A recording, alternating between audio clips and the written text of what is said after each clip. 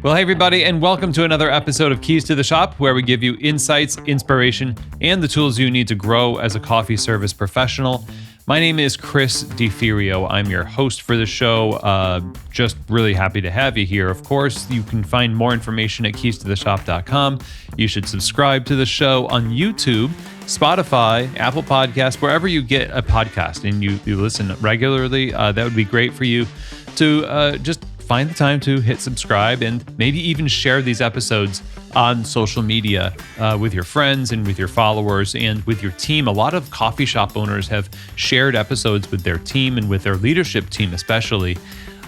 So I hope that has been helpful for those of you who have done that. But thanks, everybody. Now, Keys to the Shop is not just a podcast. I also work one-on-one with coffee shop owners as a coach and consultant to help them build a thriving business that is a people-first based hospitality business. We go about creating the right kinds of solutions. We work on operations, quality, culture, and hospitality.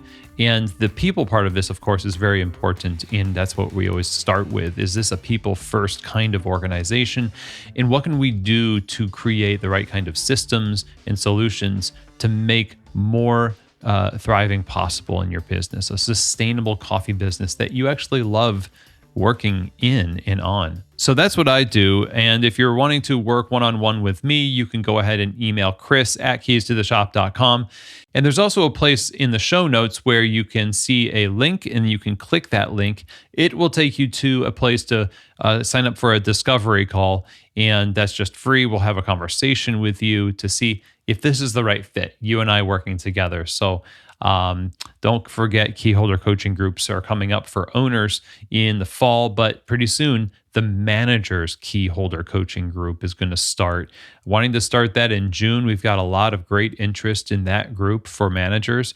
So that's a peer-to-peer coaching group that I facilitate. So there's input from myself as well. If you think you as a manager would benefit from that, or maybe one of your managers would benefit from this, it's something I'm really excited about. So go ahead and email chris@keystotheshop.com for more info.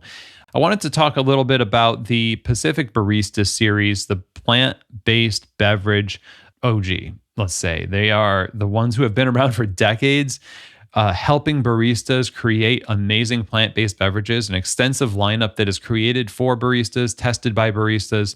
It performs on the bar amazingly. It is something you should try for yourself. The texture, the flavor balance, it all works together to create a great plant-based option for your customers. So pacificfoodservice.com, you can get samples there and reach out. Let them know Keys to the Shop sent you. I hope you enjoy it. Remember, if you're looking for the best plant-based beverages for your customers, check out the Barista series from Pacific. But right now, let's jump right into the conversation. We're talking about 5 habits that are holding you and your team back. And I'm going to spend a few minutes talking about each one of these and why it's holding you back and what you can do differently in this habit, how to change this so that it actually is a habit that you want to keep. Okay, so first of all, we're going to talk about blaming and complaining. So the world of work has a lot of just commiseration, a lot of gossip, a lot of just belly aching about things. And there's these that we call in the biz, I guess, of consulting and sales. Everybody refers to stuff like this, like pain points. What is the owner going through? What is the barista going through? What are the pain points? And nothing wrong with the concept of this idea of identifying pain points. The problem is when we build a certain habit of catharsis on top of the pain points, but never solve the pain itself, because the pain becomes a catalyst for an associated relief that we get when we complain about it. So we go online, we go to a coffee business owners group, we go to a forum, we get in community with one another, and we complain about our baristas. We complain about everything because it makes us feel like we are communicating with others that get it, but we don't ever get past it.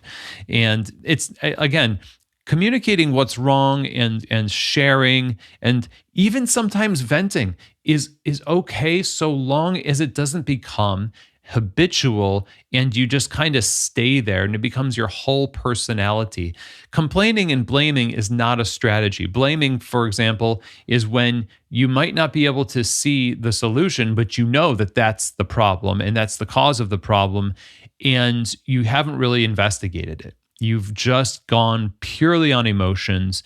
You're jumping to conclusions about Gen Z. You're jumping to conclusions about your city and their policies, or the worldwide economy and who's president and who's, that's the kind of stuff that we like to do because it's far easier. And there are a host of voices out there that will affirm that whatever your knee-jerk reaction to a situation is absolutely correct, because I'm going through it too.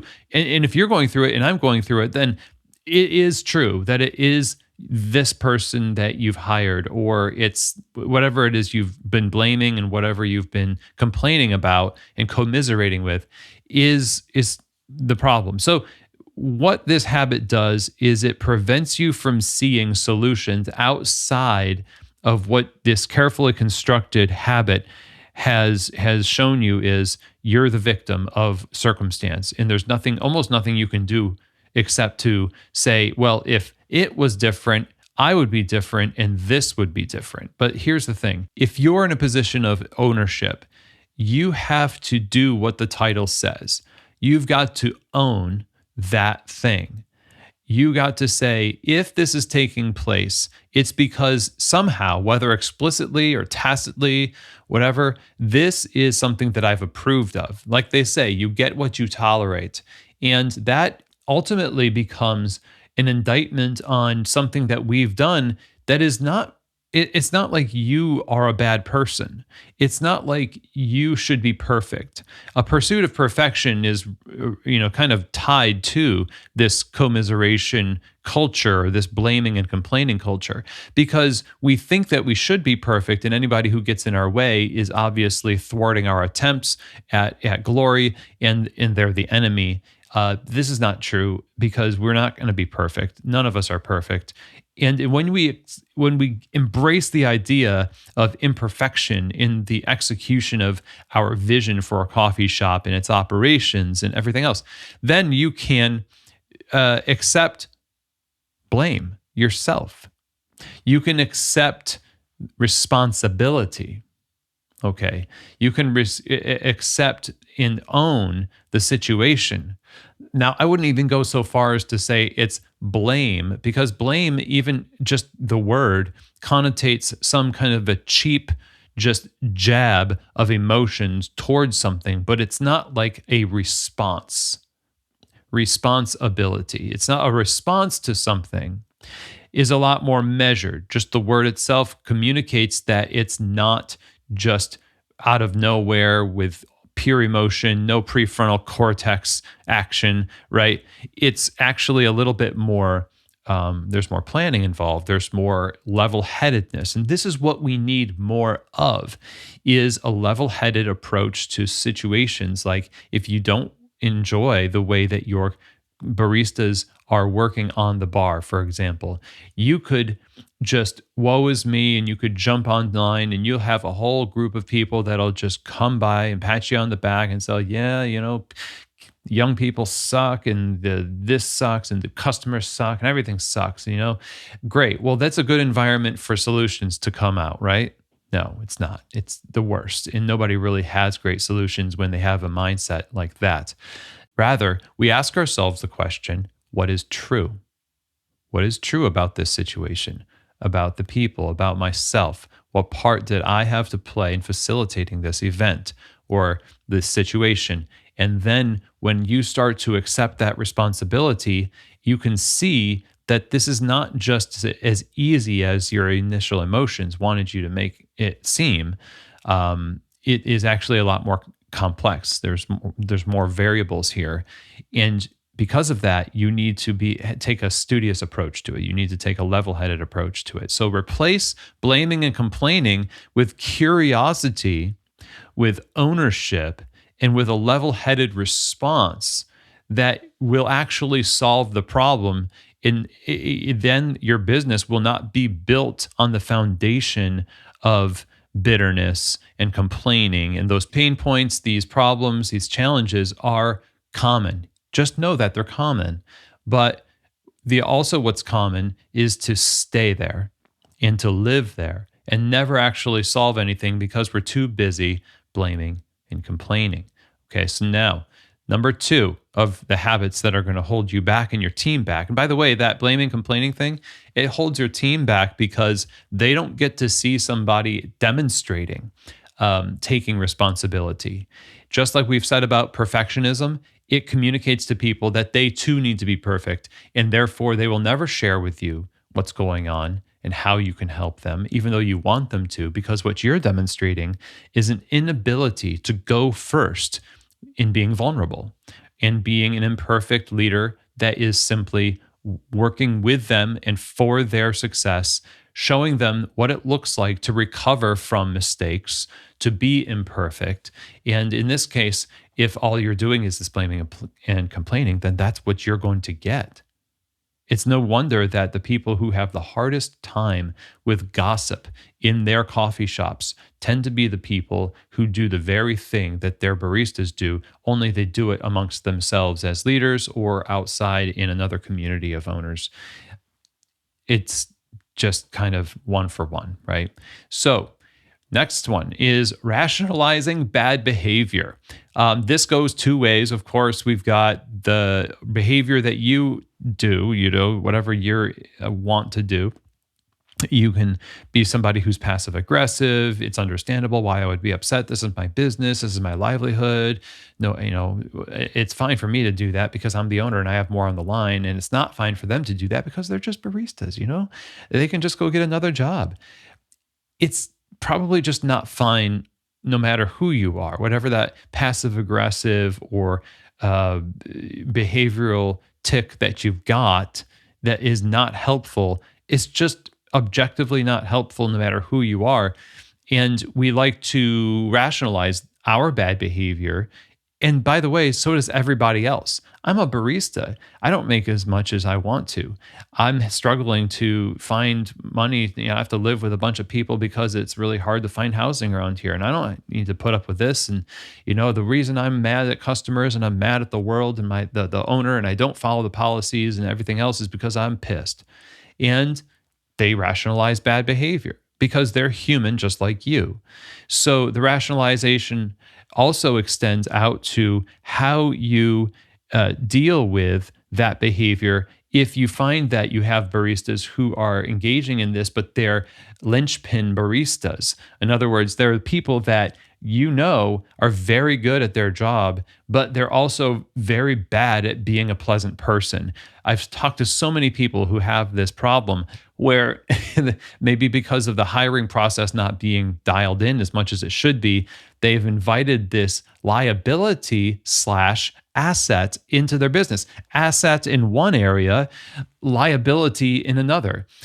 The problem is that now we're faced with the decision. We're going to rationalize that bad behavior to say, well, they just got slammed on a rush, or I need them to work, so I can't, allow myself to dwell on the fact that they're doing this bad behavior. I can just downplay it, rationalize it away.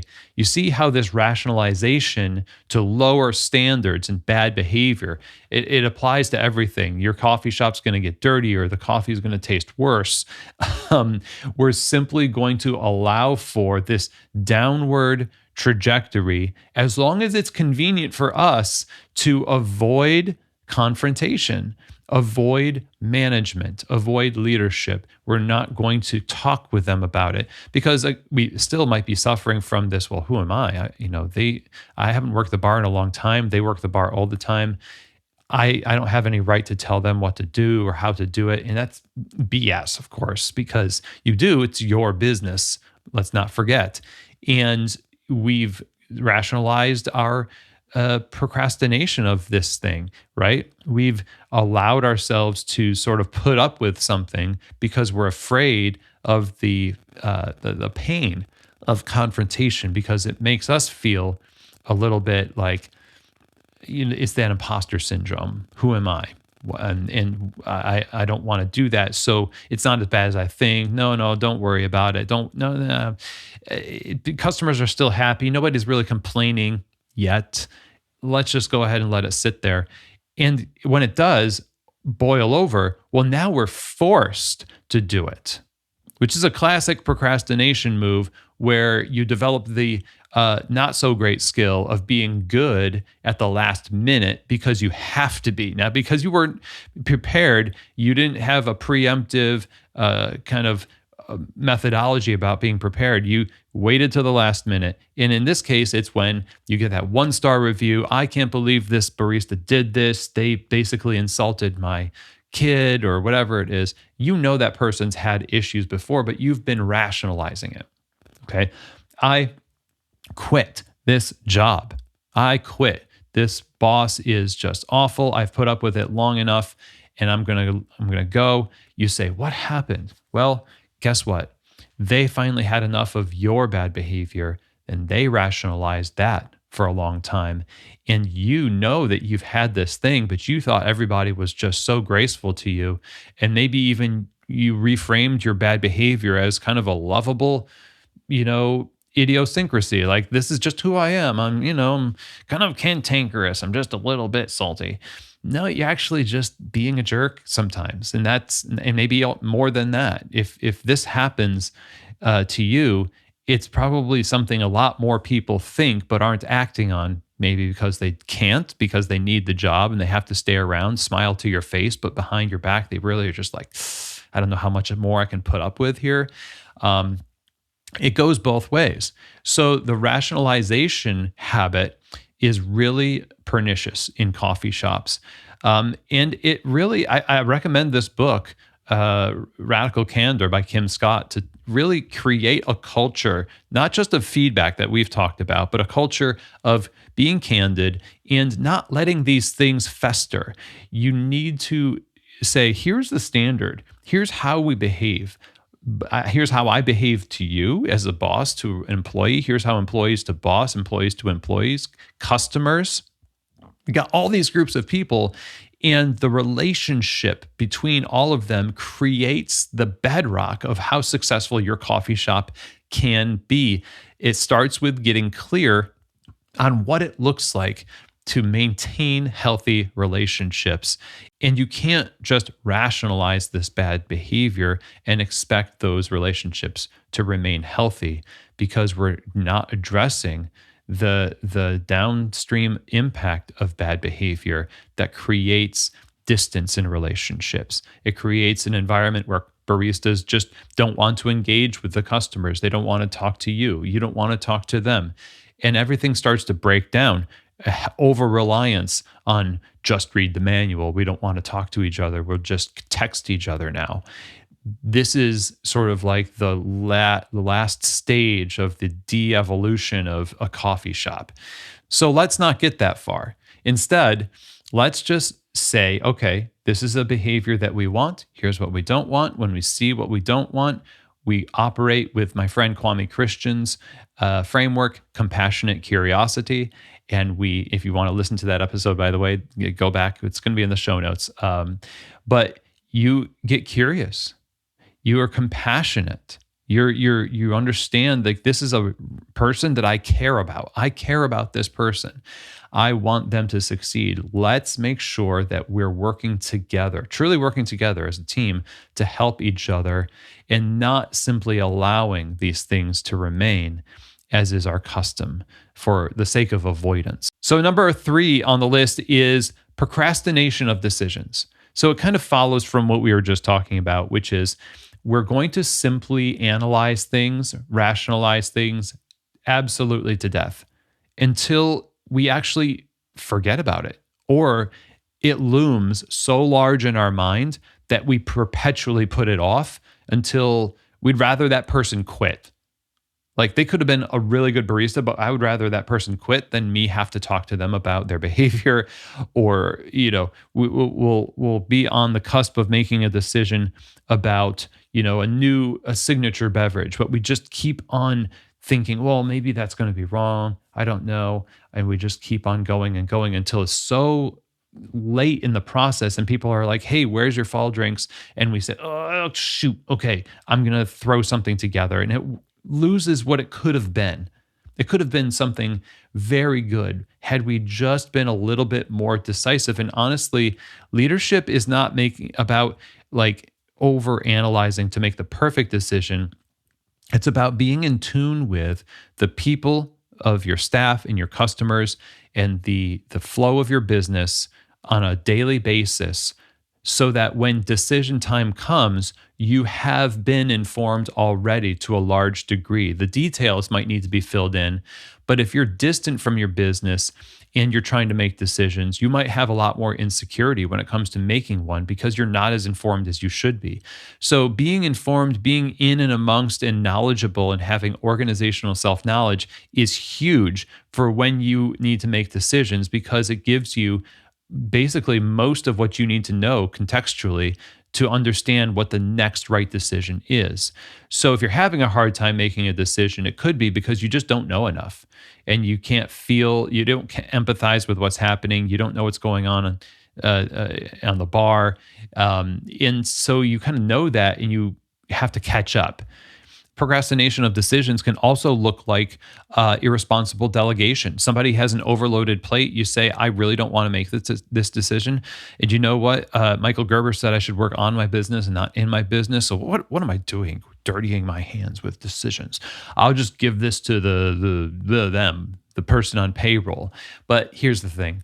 You still need to be involved and you know what you're doing. You're just trying to avoid making a decision. So you just say, well, I don't know. What do you want? And, it's a classic, what do we want for, I don't know. What do you want? We're just going to go back and forth like this. Let's participate together and own that. Maybe it is a collective decision, but you are the one who has to create the structure at which there is an endpoint where we make a decision. Using signature drinks as an example, just because it's kind of a benign example, again, that rushing to get something in there. And today we have the great evil, in my opinion, of Chat GPT and everything else, where people are like, hey, give me some really interesting ideas about a spring drink that is really going to appeal to this group of people. And then we pat ourselves on the back for being so creative by using this, cheating algorithm or whatever. Please don't do that. I mean, this is the kind of stuff that really robs the soul out of a business. And honestly, it robs you of the necessary friction to develop yourself as a resilient leader.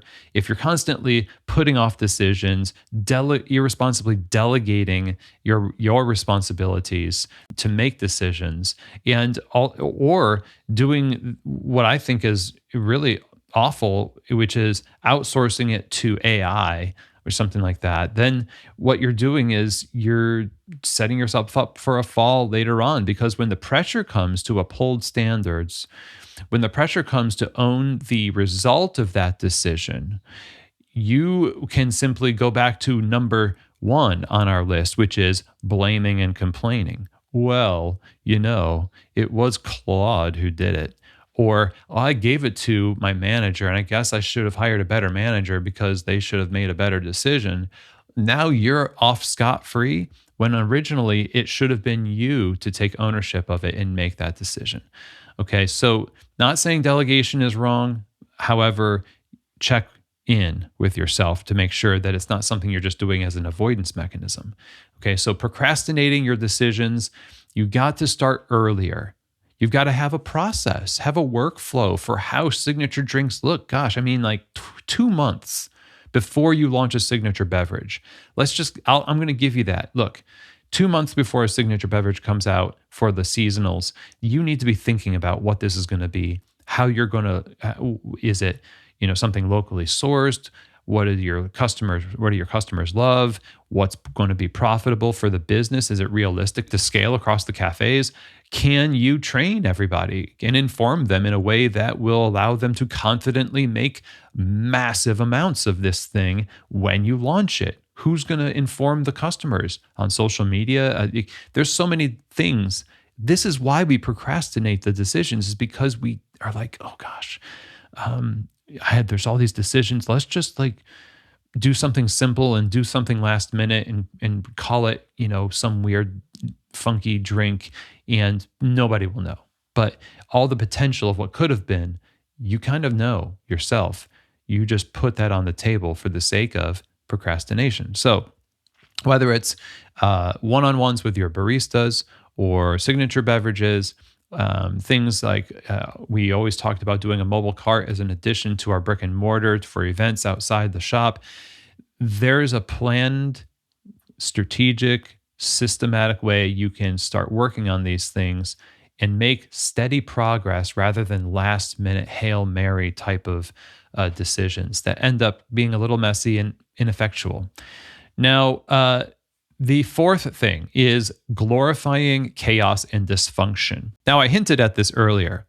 Glorifying chaos and dysfunction is somewhat of a mark of, let's just say, toxic entrepreneurship, the hustle culture that demands that we have an irresponsible approach to our own lives and then demand the same kind of unreasonable expectations from other people.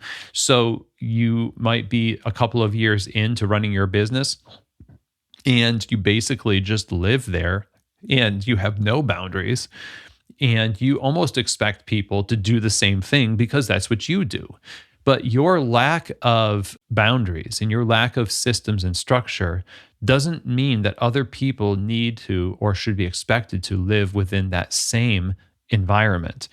So what we do is we say, well, that's just what it is to be a small business. It's just constantly, grinding it out. It's constantly, it's 100-hour weeks, and this is what it is. And we define it as that, and we expect that. And so we embrace that, and we demand that other people respect us for it. I'm going to tell you right now, there's nothing really that respectable about that if it's destructive and it is communicating to other people that they too should engage in some kind of a self-destructive habit, because that's the way that small businesses work and entrepreneurs work. That's not the way that they work. It's the way you work. And enough people have accepted this through media talking about, outworking the next guy and the next guy, that they're not trying to focus on effective work. They're just trying to focus on work in general. And that it doesn't take you anywhere. That's not, what is the purpose? What's the why? Unto what? You have to ask yourself that question. Unto what am I spending 100 hours a week here? Is this tenable? Am I glorifying chaos in the cafe because I've adopted some kind of a value of masochism as an owner that I think is kind of fun, and we can just kind of brag to other people and feel better about ourselves than other people because we work so much. Working a lot versus working well and effectively is two different things. And so it's time that you kind of paused for a second and thought about, is what I'm doing absolutely necessary? Can I get out of doing this? And when I stop doing it, here's how you know you're addicted to this chaos. If you were to have somebody take this away from you and you delegated this, I deal with this all the time with clients. What do I do now? I've built my entire personality about on the basis of being hyper available, hyper vigilant. I've learned how to be stressed out in ways that would, kill other people, but I survive on it. Beat my chest. Just this is who I am. Well, now that you don't do that anymore, does it rock your world? Does it make you feel less than? Well, that you've developed an unhealthy dependency on unhealthy work. Not to say that you won't be expected to and have to do things for the business, because being the owner does require some extra sacrifice. But when it becomes a habit, that's what this whole episode's about. When it is just the way things are, you got to start looking for a different way. Lots of folks I talk with say, I just can't keep doing this. And you're right, you can't. Other people are suffering as a result of your suffering too. And, moving to this idea of how it affects, the staff and the customers. Customers give these baristas who are just scrambling in this chaos with no structure in behind the bar. The workflow wasn't well thought out. We just kind of throw this together. The baristas are so tired. Their feet are just falling off because we've got so many extra steps. We don't have very much clarity about, what to prioritize when the menu is so large and the demand is so high. It's just survival mode. Wide-eyed behind the bar, they get extra pity tips because customers are like, "Oh my gosh, you poor thing," and they throw a 20 in there, and then customers walk away feeling a little bit bad, like, "Wow, that was stressful to watch," right? So that at the end of this, though, we get this kind of survivor's high, kind of like a runner's high, where we feel like, "Wow, that was crazy. Today was a busy, busy day." And we never stop to think after we have that record day or that really busy day, was it a good day? How do we know it was a good day? Or have we just decided that the pain is proof of a good day? And it might not be. And in fact, probably usually is not. Hard work is going to be hard. It is effort, no matter how you slice it. But is it the kind of effort that we have planned? Or is it something that we're just choosing now to glorify and say, it's so chaotic in here. It's, this is, we're just kind of dysfunctional, but that's just who we are. Haha.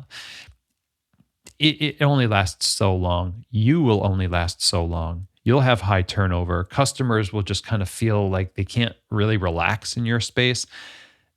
I just encourage you, try to do the opposite.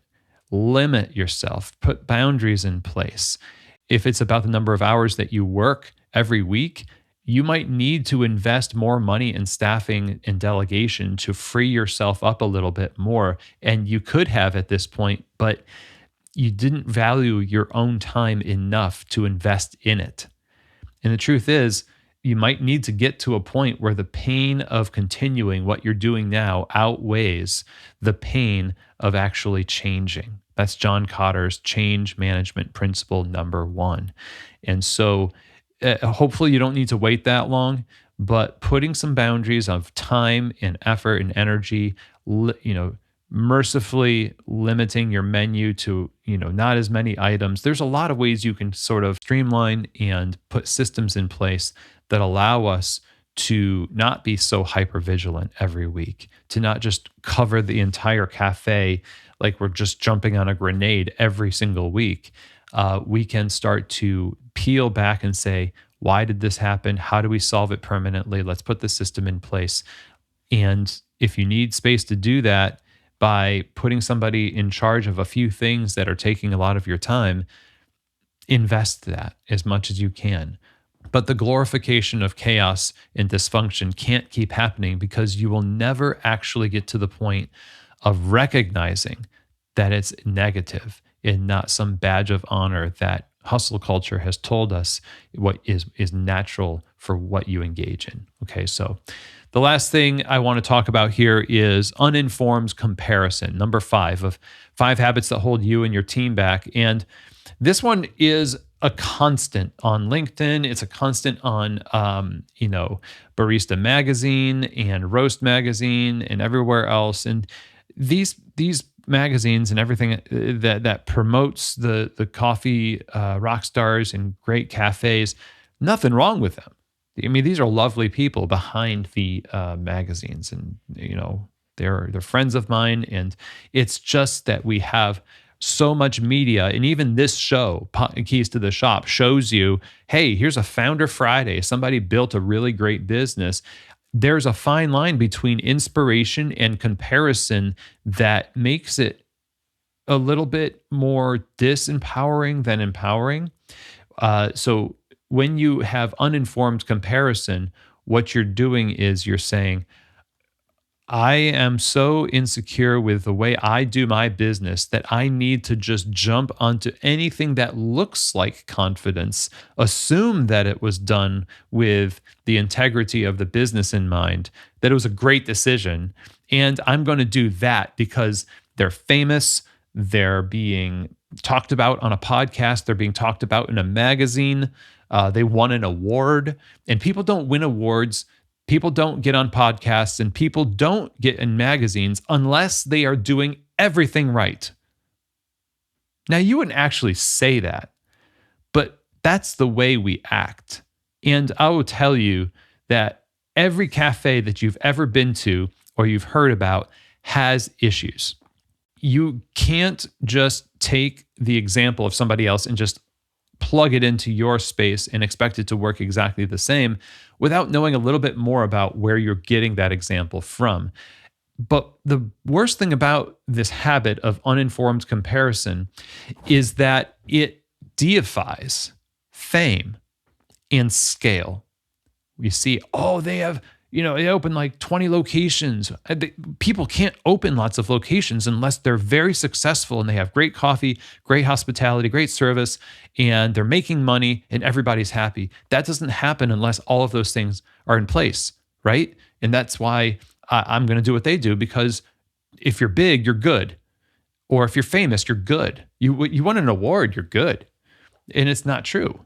These are all very surface level things. They're hyper niche categories of achievements, usually completely unrelated to the integrity of the actual business operations. That's it. That's the truth.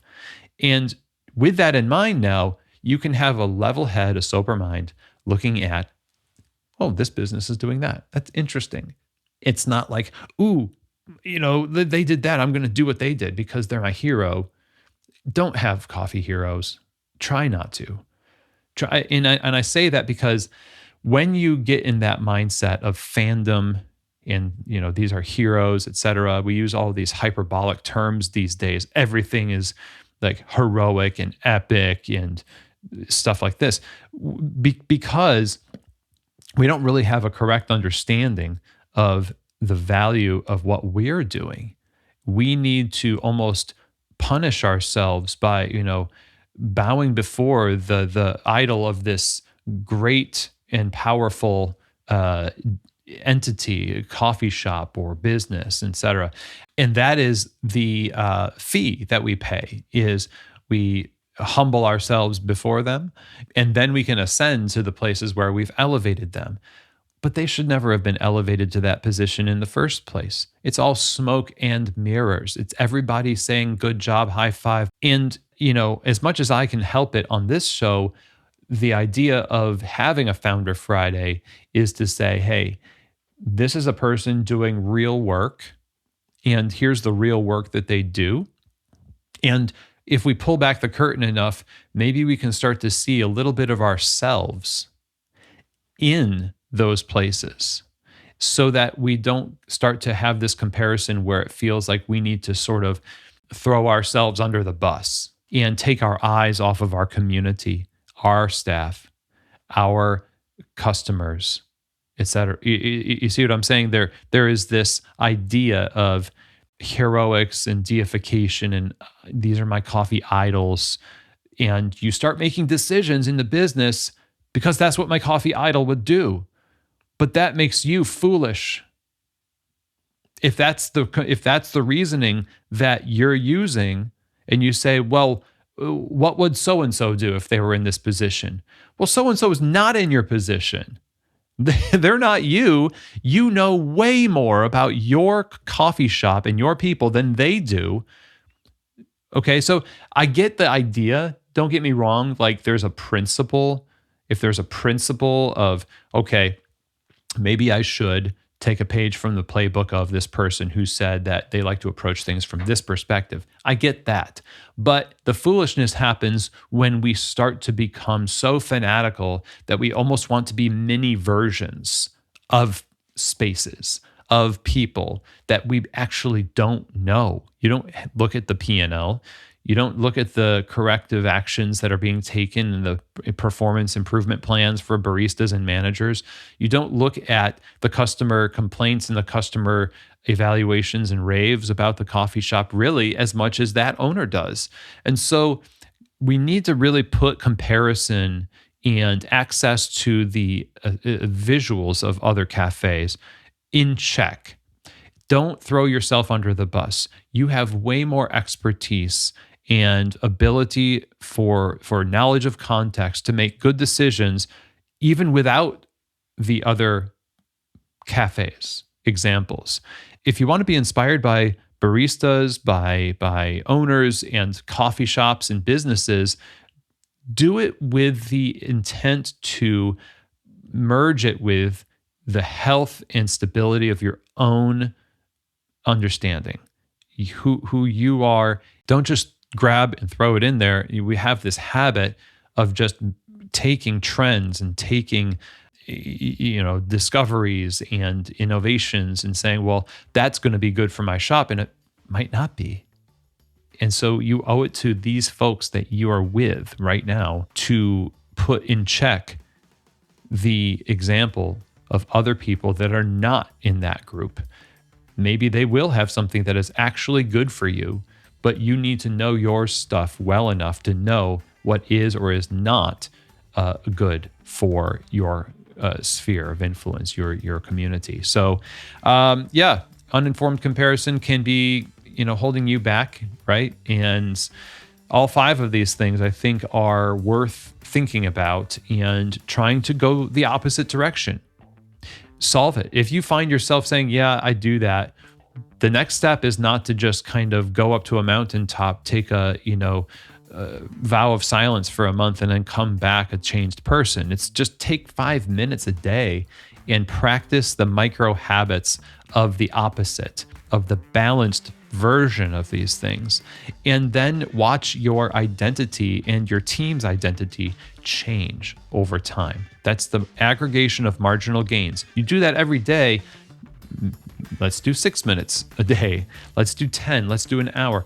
Let's just make these micro steps in the right direction until we get to be a little bit stronger. We're a little bit more confident. And then it actually becomes our culture and who we are. And then that'll open up a ton of possibilities for your cafe. So that's all I have to share. 5 things that I think deserve some attention. I hope that you have enjoyed this episode. Let me know if you have any questions or comments. If you're interested in working with Keys to the Shop for consulting and coaching, Chris@keystotheshop.com. Keyholder coaching groups are also what we do, the peer-to-peer coaching groups, now also for managers. So you can talk to me about that. And besides that, I am thankful for all of you being here. Don't forget to subscribe, share the show. And as always, I hope that this episode has truly given you keys to the shop.